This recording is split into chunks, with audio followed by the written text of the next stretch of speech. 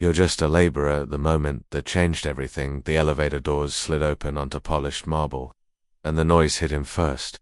Laughter, heels, the low murmur of power. Executives clustered near the windows. Security stood stiff at the edges. Tenants slowed their steps to watch. And in the center of it all stood her. She didn't lower her voice. "Do you know what time it is?"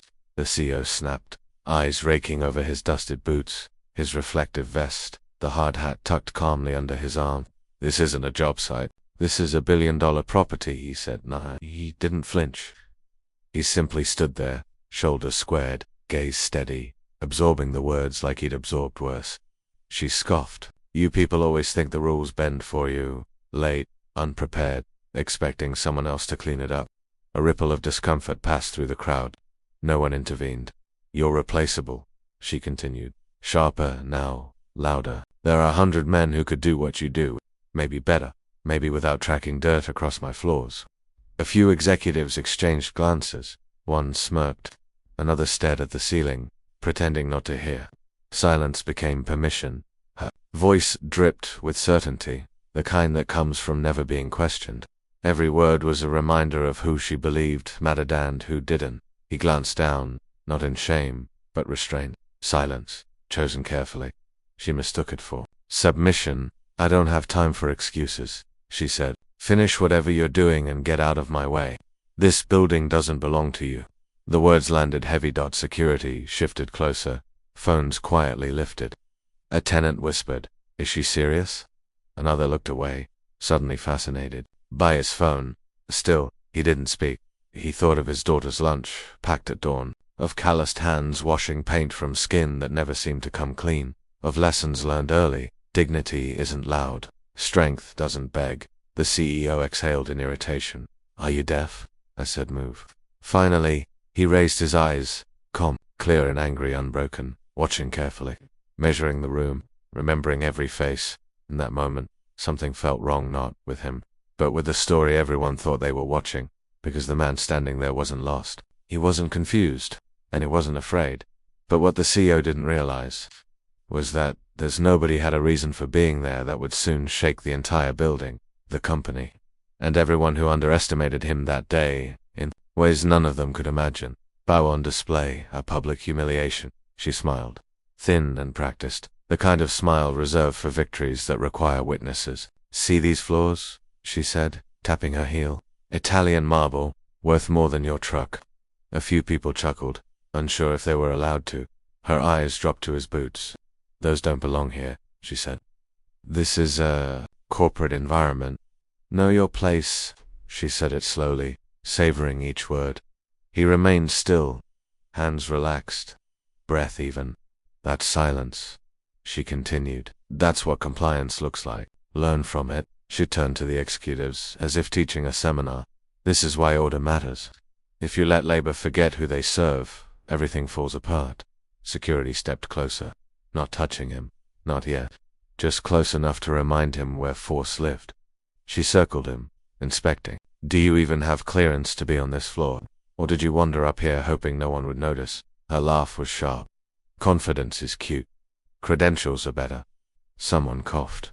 Another executive checked a watch that wasn't lit. He lowered his eyes, not in defeat, but disciplined. A choice. The room misread it instantly. "There it is," she said, pointing. "That look. I've seen it before. Men like you always think you're special. You're not." Her voice rose, feeding on the attention. "You're a line item. A cost to Zellicut." Phones were up now. Quietly, carefully. The humiliation had become content. She gestured toward the elevators. "Finish whatever little task you were assigned, and disappear. This building runs on leadership, not sentiment." He nodded once. Not agreement. Acknowledgement. The interns stared, learning lessons no handbook would teach. The tenants froze, sensing something sour beneath the polish. An executive half rose then sat, choosing comfort over conscience. The CEO felt the room bend to her will and mistook it for respect. Each second stretched, daring someone to interrupt, to ask who he was, why he stood so calmly in a place designed to make men like him feel small. Instead, the silence applauded her. It crowned her certainty, amplified her cruelty, and wrapped the moment in legitimacy. In that approval, she grew bolder, convinced authority was truth, convinced power erased humanity, convinced nothing unexpected could possibly walk through those elevator doors today. Not one person moved. The imbalance felt permanent, unquestionable, complete, until later. It was not as the crowd watched him lower his eyes, absorbing every insult without returning a single one. No one asked the one question that would have stopped everything. The man behind the hard hat wasn't armor, it was a choice. Years earlier, before the marble and the money, he had stood in a different kitchen, tying a school uniform tie with hands that still shook from grief. His wife's photo sat by the sink. His daughter watched him from the doorway, small, serious, learning what strength looked like when no one applauded. He woke before dawn not to chase praise, but to pack lunches, braid hair, and walk her to school. He taught her to say her name clearly, to stand tall even when rooms told her she didn't belong. Your work speaks, he'd say. Let it speak before you do. Construction came later, not as a step down, but as cover. Steel and concrete were honest. They didn't ask questions. They didn't care who you were supposed to be. He learned buildings the way others learned books, memorizing load paths, listening for stress, respecting what held people up. He learned to blend in, to pass through spaces unseen, because anonymity gave him freedom. This building mattered to him, not because of its height or its address, but because once, when everything collapsed, it had kept him standing. Alone approved, quietly a chance taken when no one else would. He never forgot that. He never needed credit for it either that night. After homework and dinner, he studied plans while his daughter colored beside him.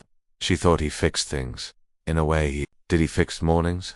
He fixed promises. He fixed the idea that survival had to be loud, so when he wore the vest and boots, it wasn't disguise, it was discipline. It reminded him who he was without titles. It kept him close to the people who actually built the world. Everyone else took credit for. Back in the lobby, beneath the glass and judgment, he carried all of that quietly. The loss, the love, the patience, earned the hard way. He wasn't there to prove anything. He was there because responsibility doesn't announce itself. He felt the weight of eyes, the assumptions settling like dust. He could have spoken then, could have ended it, but timing mattered. Truth lands hardest when arrogance has finished talking. He waited, steady, letting the moment ripen, letting the imbalance expose itself fully. Around him, power preened, unaware it was standing on a fault line. Every insult, every laugh, every silent approval stacked pressure higher. When the release came, it wouldn't sound like anger, it would sound like fact. And fact, delivered calmly, was about to travel through this building faster than fear ever could. No one saw it coming then. The CEO's ultimatum, the room tightened as her patience snapped. I'm done with this, she said, voice clipped, final, you're terminated. Effective immediately. The word hung there, heavy, ceremonial, as if saying it made it true. She turned to security. Escort him out. He's no longer authorized to be on this property. Her confidence swelled with each syllable, fed by the quiet compliance of everyone watching. Authority, unchallenged, feels like gravity. He didn't move. That surprised her. Did you not hear me? She asked, laughing once, sharp and dismissive. This isn't a discussion. You don't get to negotiate here. He finally spoke, softly, measured. I just need 5 minutes to finish what I came to do. The room reacted before she did. A breath drawn, a phone steadied. The idea that he would ask for anything felt like insolence. She laughed again, louder this time. Finish what? She said. Your little assignment. You can finish it somewhere else. She stepped closer, lowering her voice in mock intimacy. You don't set terms in my building. My building. The phrase landed like a gavel. Security shifted, hands hovering near radios, eyes on her, waiting for the nod. Executives leaned back, relieved to watch resolution without responsibility. The power imbalance felt complete, sealed, irreversible. He looked past her, at the polished walls, the ceiling lines, the places no one else ever noticed. It won't take long, he said.